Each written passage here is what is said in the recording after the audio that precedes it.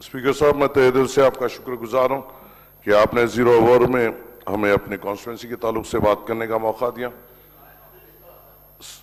Sir, मैं यहां पर आपके सामने एक जो तकलीफ मेरी कॉन्स्टिट्यूंसी में बेइंतहा फैल रही है और जिससे गरीबों को बेइंतहा तकलीफ हो रही है, वो आपके सामने रख रहा हूं और मैं उम्मीद करता हूं कि हुकूमत इस तकलीफ को दूर करने की पूरी जोर कोशिश करेगी। सर, जब भी मैं पेपर्स में देखता हूं कि ईगल टीम कहीं फार्म हाउसेस पे रेड कर या बड़े पब्स में या बड़े क्लब्स में रेड कर बड़े बड़े लोगों को पकड़ती है, रंगे हाथों पकड़ती है और उनके जेल के सलाखों के पीछे भेजती है। मेरा सवाल ये है सर, क्या पुलिस की जिम्मेदारी क्या सिर्फ बड़े फार्म हाउस या पब्स या क्लब्स या पॉलिटिशियंस के बेटे या फिल्म फ्रेटर्निटी के लोग रिश्तेदार उनसे ताल्लुक रखते हैं, या उनकी जिम्मेदारी गरीबों पे भी है या नहीं है? क्योंकि मुझे नहीं दिखता कि ये पुलिस अपना काम ड्रग्स के ताल्लुक से उन गरीब इलाकों में काम कर रही है जहां पे उनको करना चाहिए। सर, मेरे पास बहुत सारी परेशानी ड्रग मेनेस की हो रही है, बहुत सारी तकलीफात वहां पे हो रही है। गांजा खुले आम बिक रहा है, चरस खुले आम बिक रही है और अफसोस की बात यह है कि पुलिस को मालूम है कि किस मुकामात पे बिक रही है और कौन बिक रही है और पुलिस उसको कंट्रोल करने में नाकामयाब हो रही है।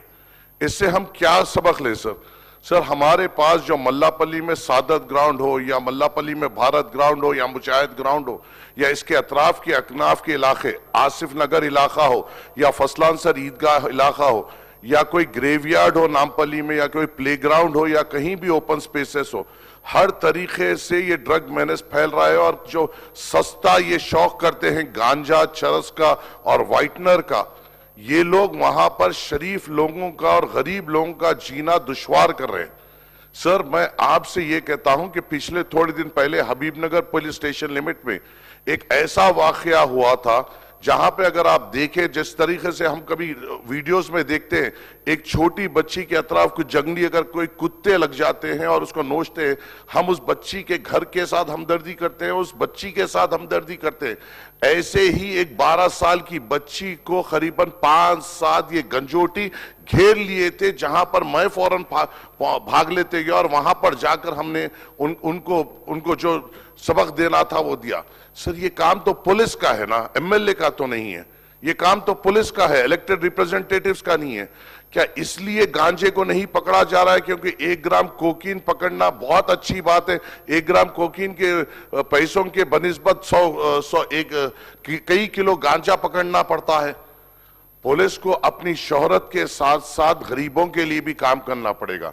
सर, मुझे तो कहीं फर्क नहीं दिख रहा। मैं हर प्लेटफॉर्म पर, चाहे कौन से भी पुलिस अहदेदारों के सामने, मैंने गांजा के ताल्लुक से, हमारी कॉन्स्टिट्यूंसी नामपल्ली के ताल्लुक से एक स्पॉट आइडेंटिफाई करते हुए पुलिस महकमे को दिया, मगर अफसोस की बात है एक भी जगह पे कुछ काम नहीं हो रहा है। और अफसोस की बात तो यह है सर कि पुलिस गरीब को डराती है और पुलिस गंजोटियों से डरती है। जब गंजोटी को पकड़ रही है, वो अपने हाथ से, वो ब्लेड से अपने हाथों पे मार रहा है और पुलिस ये डर के छोड़ दे रही है, अरे हमारी कस्टडी में इसको कुछ हो जाएगा तो हम सस्पेंड हो जाएंगे।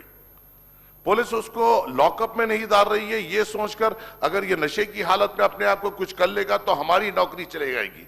ऐसा डरपोकपना सिर्फ गंजोटियों के साथ सब, फिर गरीब के ऊपर तो पूरी तौर में आते हैं और जुल्म करते हैं, गरीब को डराते हैं और गंजोटियों से डरते हैं सब। ये कौन सा कानून वाले हैं सर?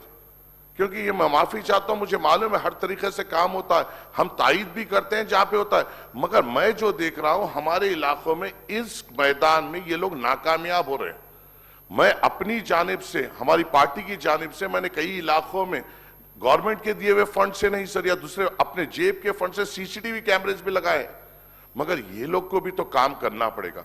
सर, मैं आपकी इस चेयर से रिक्वेस्ट करता हूं, आपसे रिक्वेस्ट करता हूं, इनको इंस्ट्रक्शंस दीजिए सर कि इनको जब पकड़े, क्या खूबसूरत दिखा सर, आप हम पेपर में पढ़े, ऐसा पकड़े, ऐसा उठाए, ऐसा जेल को भेज दिए।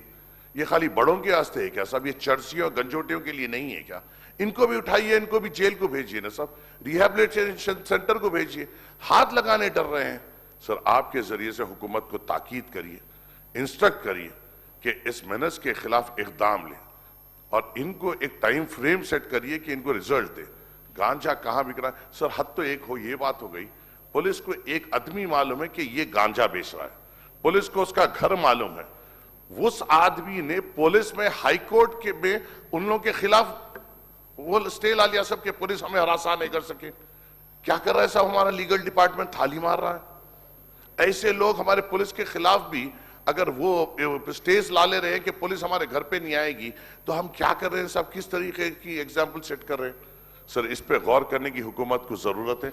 मैं आपसे अदबन गुजारिश करता हूं और as a first time MLA आपकी इस चेयर से उम्मीद करते हुए बैठता हूं कि आप हुकूमत को इंस्ट्रक्शन देंगे और आपके सामने ये बात रखे बाद से पुलिस महकमा काम करेगी, गरीबों को सहूलत देगी, गरीबों की हिफाजत करेगी।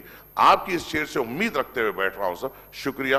अस्सलाम वालेकुम। मिनिस्टर गाరు సార్ సహచర మంత్రివర్యులు నాంపల్లి